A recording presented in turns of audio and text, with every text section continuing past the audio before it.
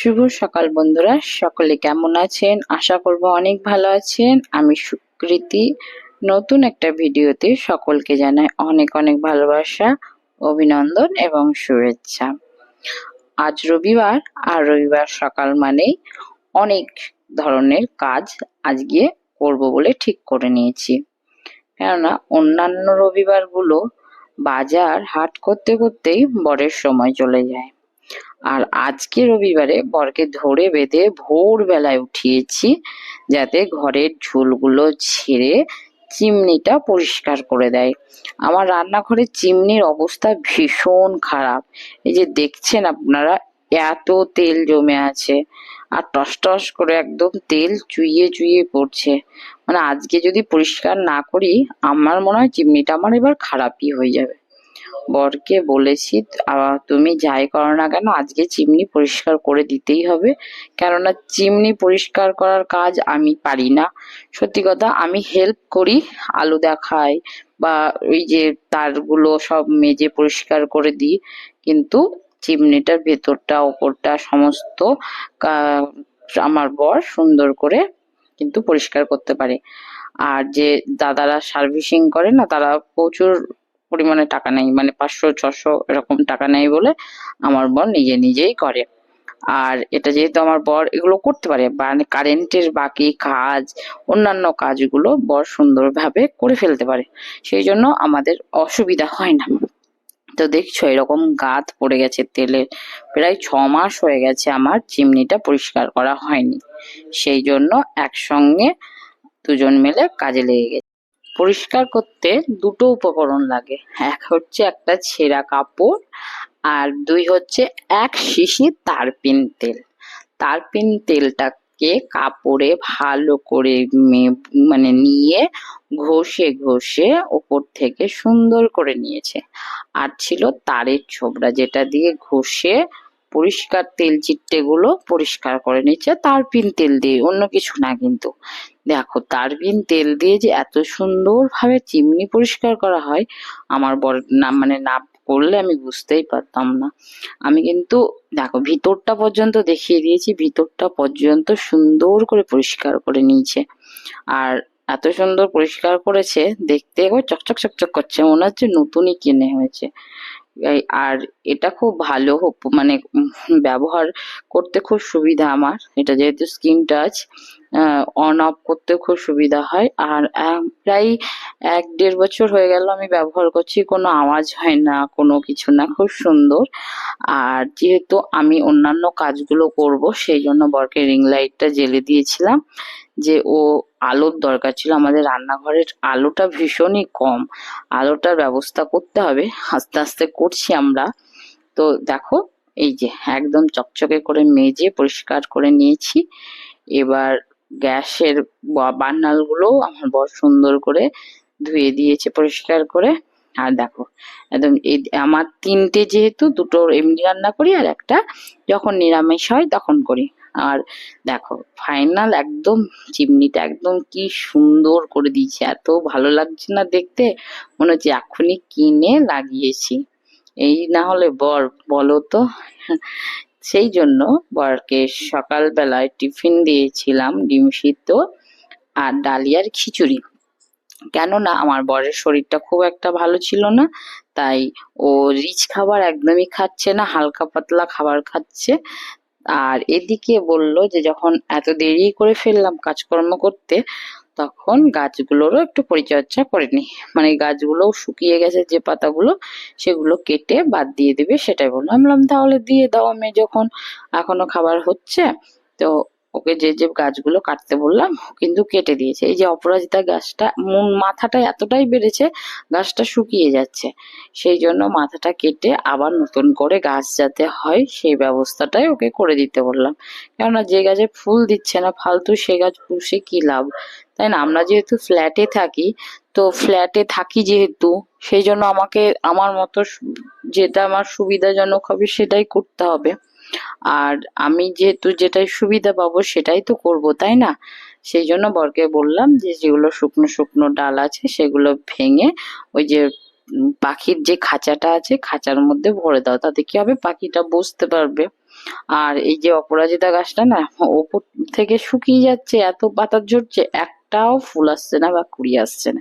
ওই জন্য রাগ করেই আমি কেটে দিতে বললাম, যে এত যত্ন করে বড় করছি যাদেরকে, একটাই ফুলও দিচ্ছে না, ভালো লাগছিল না। তার জন্য গোড়া থেকে না কেটে ওই ওপরগুলো সব কেটে দিলাম। গাছটা আছে, তবে আবার যখন বড় হবে তখন দেখা যাবে কি হচ্ছে না। তারপর ধীরে ধীরে বর সবগুলো কেটে নিল। আর কেটে ও যখন পরিষ্কার করছে, ওইদিকে আমি স্নান করতে যাব। আর এদিকে একটা গাছ আছে, টবও ফাঁকা আছে, কিন্তু গাছটা সময়ের অভাবে লাগাতে পারছে না। এটা যে কি গাছ আমার জানা নেই। আপনারা কেউ যদি জানেন অবশ্যই আমাকে কমেন্ট করে জানাবেন।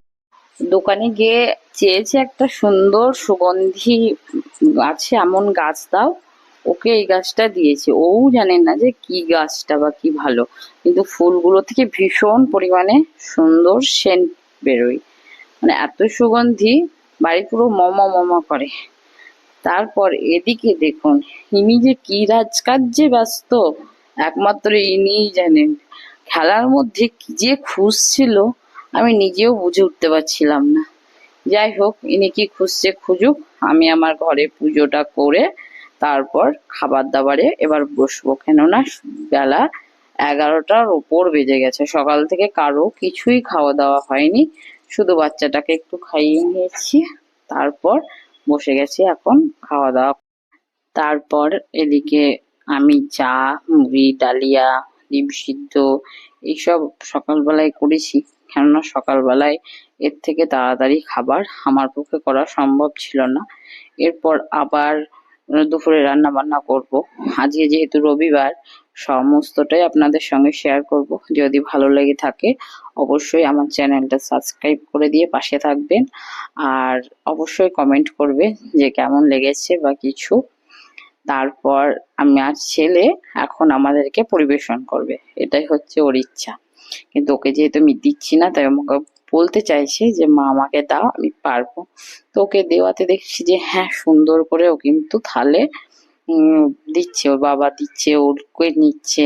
আমি যেহেতু সকালবেলায় খুব একটা কিছু খাই না, চা মুড়ি খাই, সেই জন্য আমার জন্য রাখিনি। সেই জন্য ও বারবার জিজ্ঞেস করছে তোমার থালা কোথায়, তোমার থালা কোথায়। তো ওদেরকে খাওয়াইয়ে তারপরে যদি থাকে তখন আমি সেটা খাবো। কেননা আমি সকালবেলায় চা মুড়ি খাই। এবার চা মুড়ি খেতে খেতে আমার ঠিক বেলা 11টা হলেও আমাকে চা মুড়ি খেতে হবে, আর তারপরের সময় হলেও আমাকে সকালবেলায় দুটো চা মুড়ি খেতেই হবে, না হলে আমার মাথা ধরে বোঝা হয়ে যাবে। তারপর এখানে সকলে মিলে স্নান করে একদম আমরা খেতে বসে গেছি। সকালকার খাবার বেলা 11টায়। আর আমার বর বলছিল যে সকালবেলায় স্নান করে বেশ আরাম লাগছে, সেটাই বলছিল। আমি বলছিলাম হ্যাঁ, সকালবেলায় স্নান করলে খুব ভালো লাগে। আর আজকে অনেকগুলো কাজ একসঙ্গে করেছে, তো সেই জন্য বলছিল যে আজ সব কাজগুলো হয়ে গেল, কাল থেকে আবার নিজের কাজে বসতে পারবে। তো এটাই ছিল আজকে সকালবেলাকার গল্প। এরপর বাজার যাবে, বাজার থেকে মাছ সবজি এগুলো নিয়ে আসবে, কিছু কিছু প্রয়োজন। আজকে ও আমার মুড়িটা দেখে বলছে যে তোমার মুড়িটা খেতে তো ভীষণ স্বাদ হয়েছে, আমাকে এরকম ডালিয়া না দিয়ে তো এইগুলো দিতেই পারতে। তো ওকে আমি বললাম ঠিক আছে, তুমি যতটা পারবে খাও, আমি একটু নিচ্ছি, তারপরে খাওয়া দাওয়া করবা। ওকে আরেকটু বলছিলাম যে এত বেলা হয়ে গেল মাছ পাবা। আর আমার ছেলে যেহেতু ওর সঙ্গে গল্প করছি, ওকে কোনো কথা বলছি না, সেই জন্য ও মারধরও শুরু করে দিয়েছে। তারপর বরের ফোন এসেছিল, ও কথা বলতে লেগেছিল, আমি এদিকে খাওয়া দাওয়া করছিলাম। খাওয়া দাওয়া করতে এবার আমি খাওয়াবো, তারপরে ছেলেকে খাওয়াবো, কেননা কি ওর খেতে খেতে অনেকটা সময় লেগে যায়, আর এদিকে আর তখন আমার খেতে অনেক বেলা চলে যাবে। সেই জন্য আমরা মুড়ি মাখিয়ে খেয়ে দিয়ে বসে গেলাম, আর ছেলের বাবা ওইদিকে কার্টুন দেখছিল। কিছুক্ষণ রেস্ট নিয়ে তারপর আবার রান্নাঘরে চলে এসেছি। বর এদিকে বাজার করে নিয়েও চলে এসেছে, কেননা আজকে রবিবার, একভাবে মাছ মাংসটা নিয়ে চলে এসছে, 1 সপ্তাহের জন্য বেশ চলে যাবে। তো এখানে বড় সাইজের একটা কাতলা কাটিয়ে নিয়ে এসেছে, আর সামান্য পরিমাণে পাবদা নিয়ে এসছে। মাছের যেহেতু সময় পাই না, সকালবেলায় যে স্কুলে চলে যায়, আমার ফ্ল্যাটের নিচে এক দাদা ভাই মানে মাছ নিয়ে বসে, কিন্তু ওর মাছ এই একই রকম, ওই রকম মাছ খেয়ে খেয়ে এতটাই আমাদের বিরক্ত লেগে গেছে, আর একরকম মাছ খেতে আমার ভালো লাগে না। অন্যান্য একটু মাছ নিয়ে আসলে কি হয়, অনেক দিন সুন্দরভাবে খাওয়া যায়। এবার ওই জন্য একটু বাজারের দিকে গেছিল, আর ওখান থেকে মাছ মাংস সব নিয়ে এসেছে। এবার আমি একদম ধুয়ে বেছে পরিষ্কার করে রেখেছি। আর এখানে দেখছি পাবদা মাছগুলো কেটেই নিয়ে আসেনি, এমনিই নিয়ে এসেছে। তাই আমি ভাবছিলাম যে আমাকে আবার কাটতে হবে। তো আজকে তো অনেকটাই সময় চলে গেছে, আবার যদি মাছের পিছনে আমি প্রচুর সময় দিয়ে দিই তাহলে আমার রান্না বান্না হবে না। এমনিতেই তখন প্রায় ঘড়িতে 1টার কাছাকাছি বাজে। মানে বর এনে রেখে দিয়েছে, তার মধ্যে ছেলেকে স্নান করিয়েছি, ঘুম পাড়িয়েছি, এইসব করতে করতে আমার অনেকটাই সময় চলে গেছে। তাই মাছগুলো পরিষ্কার করে ধুয়ে এখন ভিজিয়ে রেখে দেবো, তারপর আস্তে আস্তে রান্না বান্না করব। আজকে প্রথমের দিকে ভেবেছিলাম হয়তো মাছ করব, কিন্তু মাংসর পরিমাণটা যেহেতু দেখলাম অল্প আছে, তাই ভাবলাম যে মাংসটাই করে নিই। সেই জন্য আজ মাংস ভাত হবে।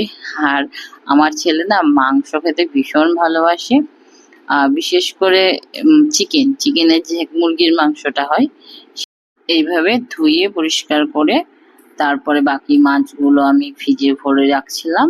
আর তখন রাত্রে মানে ভাবলাম যে বরের জন্য একটা মাছ ভেজে রাখি, কিন্তু যেহেতু বর বললো যে না একটাই করো, মাংসই করছো যখন করো, তাই সব ঠিকঠাক করে রেখে দিলাম। এদিকে সবজি বাজারের মধ্যে ওকে আমি কিছুই বলিনি সবজি বাজার আনার জন্য, কেননা সবজি বাজার মোটামুটি আমার বাড়িতে আছে, অনেক দিনই চলে যাবে, কারণ এর আগের সপ্তাহে অনেক বাজার করে নিয়ে এসেছিল। তো শুধু শাক, লাউ আর টমেটো নিয়ে এসছে, আর আমি বলেছিলাম আদা আনার জন্য, আদা নিয়ে এসছে। এই ছিল আজকে রবিবারের সবজি বাজার, কাতলা মাছ, পাবদা মাছ, মাংস আর এই সবজি। এই দিয়েই হবে আজকে আমাদের রান্না বান্না। দেখো এখানে শাক আগের দিনকারও কিছু পরিমাণ ছিল, তো আগের দিনকার শাকগুলো আজকে করব, আর আজকের শাকগুলো কালকে করব, কেননা আগের দিনকার শাকগুলো একটু শুকিয়ে গেছে, ওগুলো যদি আবার রেখে দিই আরো শুকিয়ে যাবে। তো শাকগুলোকে এইভাবে ধরে ঝিরি ঝিরি করে কেটে পরিষ্কার করে নিলাম, আর কিছু টাটকা শাক দিয়ে দিচ্ছি, কেননা খেতে একটু ভালো লাগবে। আর বাসি যে শাকগুলো ছিল মানে ফ্রিজে ভরা ছিল, সেগুলো 2-3 দিন আগেকার, তাই এদিকে আমি সুন্দর করে শাক সবজি সব কেটে বেছে নিয়েছি। আর আজ আমার বর বলেছে একটা অন্যরকম স্টাইলের বেগুন ভাজা করো। ওই প্রত্যেকটা দিন একরকম বেগুন ভাজা খেয়ে খেয়ে এতটা অভ্যস্ত হয়ে গেছে, ও বলেছে বোটা রেখে তুমি যেমন খুশি সেইভাবে করে। এবার আমি বুঝে উঠতে পারছি না কিভাবে ও বেগুন ভাজা খেতে চেয়েছে। কিছুদিন আগে পাহাড়ে গেছিল, ওদেরকে অন্যরকম ভাবে বেগুন ভাজা খাইয়েছে, তো সেটাই বলছিল যে অন্যরকম ভাবে করো। এবার কিরকম খাইয়েছে বা কিরকম আমাকে না বললে আমি কি করে বুঝবো। তো আমার নিজের মন মতোই আমি একটা শেপ দিয়ে কেটে কুটে নিলাম, তো দেখা যাক পরের পছন্দ হয় কিনা। তো তারপরে এদিকে আলু ও পেঁয়াজ, তারপরে আদা, এগুলো সব কেটে নিচ্ছি, কেননা আজকে করব চিকেন। আর চিকেনের ঝোল তো আমাদের বাড়িতে হালকা পাতলাই হবে, কেননা আগেই বললাম বরের শরীরটা খুব একটা ভালো নেই, সেই জন্য পাতলা করে ঝোল করব পেঁপে আর আলু দিয়ে। তো সোজা সবজি কাটাকুটি কমপ্লিট করে একদম চলে এসেছি রান্নাঘরে, কড়াইয়ে তেল দিয়ে দিয়েছি, আর ওইদিকে সবজিগুলো সব ধুয়ে নিয়েছি। আমার রান্নাঘরে আমিই রানী, আমিই রাজা, আমিই রাজত্ব করি, কেননা আমাকে আমার উপর দিয়ে আমার বর মানে রান্নাই বোঝে না, যেটাই করে দেবো সেটাই অমৃতের মতো খেয়ে নেবে, কোনো ব্যাপার নেই। রান্না বা এইসব নিয়ে কোনো ঝামেলা অশান্তি আমার বাড়িতে হয় না। রান্না বান্না নিয়ে যত ভালো রকম খাবার হয় আমি নিজে থেকেই করি। আর মানে রান্না করতে আমি ভীষণ ভালোবাসি, এক কথা আমার ভীষণ ভালো লাগে রান্না করতে। আমি অনেক রকম রান্না ঘুরিয়ে ফিরিয়ে বরকে, ছেলেকে, নিজে করে খাই, এমনকি বাবা মাকেও খাওয়াই। ও ওরফে শ্বশুর বাড়িতে যখন থাকতাম শ্বশুর বাড়ির লোকজনকেও করে খাওয়াতাম। যাই হোক, এদিকে বেগুন ভাজা বসিয়ে দিয়েছি, যে বেগুনটা ভাজতে দিলাম। আর ওইদিকে রান্না বান্না করব। আজকে সম্পূর্ণ রান্নাটা ইন্ডাকশনে করব, কেননা গ্যাসটাকে পরিষ্কার করা হয়েছে। আর গ্যাস আজকে হাত দেবো না, বরঞ্চ কালকে গ্যাসটা হাত দেবো, কারণ চারিদিকে ধোয়া মাজা হয়েছে। আর পরিষ্কার যেহেতু করেছি, সেই জন্য গ্যাসে আজকে রান্না করব না, আর সম্পূর্ণ রান্নাটা ইন্ডাকশনেই হবে। তো বেগুনটাকে সুন্দর করে কেটে কুটে দেখলেই আমি আবার বসিয়ে দিয়ে ভেজে সুন্দর করে তুলে নিচ্ছি। আমার বরের না ভীষণ পছন্দ হয়েছিল এরকম বেগুন ভাজা খেতে। ও আমাকে আবার আবদার করেছে যে এরকম ভাবে ও আবার বেগুন ভাজা খাবে। মানে যা কিছুই না, লম্বা লম্বা করে কেটে নুন হলুদ দিয়ে শুধু মেখে ভেজে নিয়েছি, তাতেই ওর যে এত আনন্দ হবে আমি ভাবতে পারিনি। কি রকম মানে আমরা দীর্ঘদিন কোনো কাজ করলে কি একরকম একঘেয়েমি চলে আসে না?